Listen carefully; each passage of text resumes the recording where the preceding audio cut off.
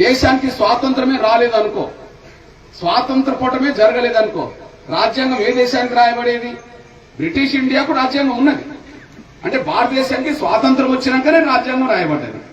అంటే స్వాతంత్రం వచ్చినాకనే రాజ్యాంగం రాయబడ్డది. కాబట్టి రాజ్యాంగ నిర్మాతగా, ముసాయిదా కమిటీకి చైర్మన్ గా అంబేద్కర్కు ఒక అవకాశం వచ్చింది. స్వాతంత్రం రాకపోతే అవకాశం అంబేద్కర్కి వచ్చేది కాదు. కాబట్టి ముందు రాజ్యాంగం రాయడానికంటే ముందు ఏది ముఖ్యమైంది? స్వాతంత్రం ముఖ్యమైంది. ఆ స్వాతంత్రం అనే ముఖ్యమైన పోరాటంలో బాబు జగజీవన్ రావు ఉన్నాడు. స్వాతంత్రాన్ని సాధించి పెట్టేశాడు. ఇప్పుడు గాంధీ పక్కన ఉండి స్వాతంత్రం సాధించడంలో బాబు జగజీవన్ రావు ఉన్నాడు. ఇప్పుడు రెండో దశకు వచ్చేటప్పటికి స్వాతంత్రం అనంతరం మనకు ముఖ్య ఘట్టం ఏంది? మన రాజ్యాంగాన్ని మనం రాసుకోవడం, మన రాజ్యాంగ పరంగా మన దేశాన్ని పరిపాలించుకోవడం. స్వాతంత్రం సాధించే నాటికి మొదటి దశ పోరాటం అంతా స్వాతంత్రమే.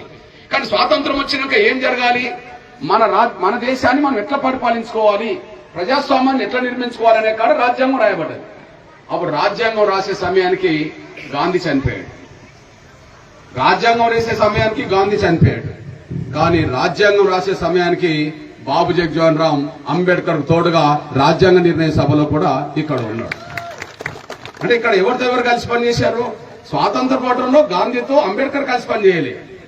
రాజ్యాంగం రాసేటప్పుడు అంబేద్కర్తో గాంధీ కలిసి పనిచేయలే. కానీ స్వాతంత్ర పోరాటంలో గాంధీతో కలిసి పనిచేసింది బాబు జగజీవన్ రామ్. రాజ్యాంగం రాసేటప్పుడు అంబేద్కర్తో కలిసి పనిచేసింది బాబు జగజీవన్ రామ్ అనే విషయం చరిత్ర కనిపిస్తుంటది. ఉదాహరణకు రాజ్యాంగం రాయడానికి ఒక 10 కమిటీలు పడితే ఆ 10 కమిటీల్లో 4 కమిటీల్లో 2 భాగస్వాములు అవుతారు. ఎస్సీ ఎస్టీల సమస్యల మీద, ఈ దేశంలో సామాజిక న్యాయం ఎట్లా జరగాలనే విషయం మీద, భూ పంపిణీ ఎట్లా జరగాలనే విషయం మీద కూడా, ప్రజాస్వామ్యం ఎట్లుండాలనే విషయంలో కూడా ఒక 4 సబ్ కమిటీలు అయితే ఆ సబ్ కమిటీలో 2 అన్నదమ్ములా కలిసి పనిచేస్తారు. అంతకంటే ముఖ్యంగా డాక్టర్ బాబాసాహెబ్ అంబేద్కర్ రాసింది ముసాయిదా అవుతే ఆ ముసాయిదా అనేది రాజ్యాంగం కాదు. రాజ్యాంగ సభ ఆమోదిస్తేనే రాజ్యాంగం అవుతుంది. ఇప్పుడు ఏదైతే పార్లమెంట్ అంటున్నామో ఆ పార్లమెంటు ఆనాడు రాజ్యాంగాన్ని అమలు చేసే సంస్థగా ఉండేది. అది అట్లాంటి రాజ్యాంగ నిర్ణయ సభలో అంబేద్కర్ సభ్యుడు కాదు. రాజ్యాంగం రాసే కాడ, ముసాయిదా తయారు చేసే కాడ అంబేద్కర్ ఉన్నాడు. దానికి సలహా కమిటీలు 10 ఉన్నాయి. కానీ బాబు జగజీవన్ రామ్ రాజ్యాంగ నిర్ణయ సభలో ఉన్నాడు. ఆ రాజ్యాంగ నిర్ణయ సభ ఉంటే రాసే కాడ అంబేద్కర్ ఉంటే రాజ్యాంగాన్ని ఆమోదించే కాడ బాబు జగజీవన్ రామ్ ఉన్నాడు. ఆ ఇద్దరు పాత్ర వల్ల రాజ్యాంగం మన చేతికి రావడానికి దారితీసింది.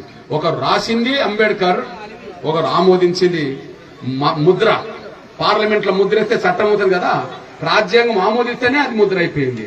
కాబట్టి అక్కడ ముద్ర వేసే కాడ, ఆమోదించే కాడ డాక్టర్ రాజేంద్ర ప్రసాద్ చైర్మన్ అవుతే బాబు జగజీవన్ రామ్ సభ్యుడిగా ఉండి ఆ రాజ్యాంగాన్ని ఆమోదించే కాడ కీలకమైన పాత్ర పోషించాడు. అంటే ఇక్కడ గాంధీ పక్కన అంబేద్కర్ లేడు. స్వాతంత్ర పోరాటంలో రాజ్యాంగం రాసేటప్పుడు అంబేద్కర్ పక్క గాంధీ లేడు, ఆయన చనిపోయిండు. కానీ ఇద్దరు పక్కన బాబు జగజీవన్ రామ్ మాత్రం ఉన్నాడు అనే విషయం కూడా మీరు మర్చిపోవడానికి ప్రయాణం కోరుతున్నారు. ఇకపోతే దళితుల జీవితాల్లో ఇవాళ వరకు రిజర్వేషన్లు ఉన్నాయంటే, బాబు జగజీవన్ రామ్ పాత్ర కూడా కీలకం. ఎందుకంటే 10 ఏళ్లకు మాత్రమే రాజ్యాంగం ఆమోదించే సమయానికి 10 ఏళ్లకు మాత్రమే రిజర్వేషన్లు ఆమోదించబడ్డాయి. ఆ 10 ఏళ్ల తర్వాత రిజర్వేషన్లు ఎత్తడానికి రంగం సిద్ధమైంది. అప్పుడు అంబేద్కర్ లాంటి మహానీయుడు లేడు. 56లో చనిపోయిండు, 60లో చర్చకు వచ్చింది. రాజ్యాంగం ఆమోదించి అమలు జరిగింది ఎప్పుడు? 50 నుంచి. మరి 10 సంవత్సరాలే రిజర్వేషన్ అని రాయబడ్డది. 10 సంవత్సరాలు అంటే ఎప్పటి వరకు రాయబడ్డది? 60 వరకు రాయబడ్డది. 60లో చర్చ జరిగింది. మళ్ళా 80% ఇక రిజర్వేషన్ 10 సంవత్సరాలు కాబట్టి ఇక ఎత్తేయాలని చెప్పి చర్చ జరిగింది. ఎత్తేయాలని చర్చ జరిగినప్పుడు అంబేద్కర్ లేడు దాన్ని కాపాడడానికి. అప్పుడు ఒకే ఒక్క మహానీయుడు బాబు జగజీవన్ రామ్ ఉన్నాడు. ఈ దేశంలో కుల వివక్షత ఉన్నంత వరకు, ఈ దేశంలో కుల అసమానతలు ఉన్నంత వరకు, ఈ దేశంలో పేదరికం ఉన్నంత వరకు, అది 10 ఏళ్ళైనా 20 ఏళ్ళైనా 100 సంవత్సరాలైనా సరే రిజర్వేషన్ ఉండాల్సిందే అని చెప్పి కొట్లాడి కాపాడింది బాబు జగజీవన్ రామ్ మాత్రమే. అంటే అంబేద్కర్ ఉన్న కాడ ఉన్నాడు, గాంధీ ఉన్న కాడ ఉన్నాడు, వీళ్ళిద్దరు లేని కాడ కూడా ఉన్నారు. రిజర్వేషన్లు కాపాడే కాడ ఉన్నారు. ఆ రిజర్వేషన్లు కాపాడనే కాకుండా ఈ దేశానికి స్వాతంత్రం వచ్చినాక కేంద్ర మంత్రి పదవుల్లో ఎక్కువ కాలం సేవలు అందించింది. అన్ని రంగాలకు సంబంధించిన వ్యవస్థలో సేవలు అందించింది.